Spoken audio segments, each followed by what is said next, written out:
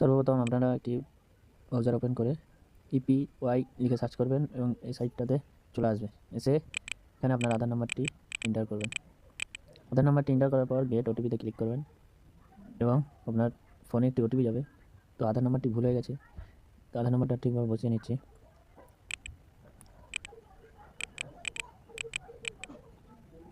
বসানোর পর gate ওটিপিতে click করলে আপনার যে আধার নাম্বার মোবাইলে দেওয়া আছে ওটাতে ওটিপি যাবে। তো একটু ওটিপিটি দেওয়ার পর ওটিপিটি এন্টার করার পর ভ্যালিডেট ওটিপিতে ক্লিক করবেন।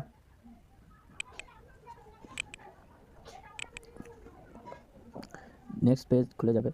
এখানে আপনার ছবি চলে আসবে, কৃষক বন্ধুতে যে ছবিটি আছে কৃষক বন্ধু ছবিটি এখানে চলে আসবে। এখানে আর ইউ ইয়োর রেজিস্ট্রেশন কৃষক বন্ধু, আপনাদের কৃষক বন্ধু থাকলে ইয়েস করবেন, না থাকলে নো করবেন। অবশ্যই কৃষক বন্ধু থাকতে হবে। দিয়ে আপনার আধার নাম্বারটি এন্টার করবে, আধার নাম্বার সিলেক্ট করলেই চলে আসবে। দিয়ে ভ্যালিডেটে ক্লিক করলে আপনার সমস্ত কিছু ডকুমেন্টস এখানে দেখাবে এবং আপনারা ভালোভাবে দেখে নেবেন। এবং আপনাদের যে মোবাইল নাম্বার কৃষক বন্ধুতে দেওয়া আছে সেটি চলে আসবে এবং গেট ওটিপিতে ক্লিক করবেন। মানে আপনার মোবাইলে 6 ডিজিটের একটি ওটিপি যাবে। ওটিপিটি ভালোভাবে বসিয়ে নেবেন।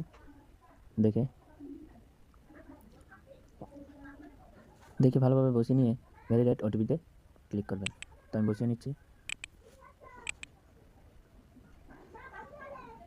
তারপর আপনার বাবার নাম চলে আসবে, বাবা বা মা, তারপর সিলেক্ট করে নেবেন। তারপর নেক্সটে ক্লিক করবেন এবং আপনাদের এখানে অ্যাড্রেস ভালোভাবে দেখে নেবেন এবং নেক্সটে ক্লিক করবেন।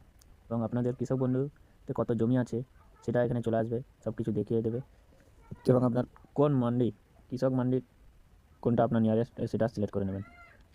সিলেক্ট করার পর নেক্সটে ক্লিক করবেন।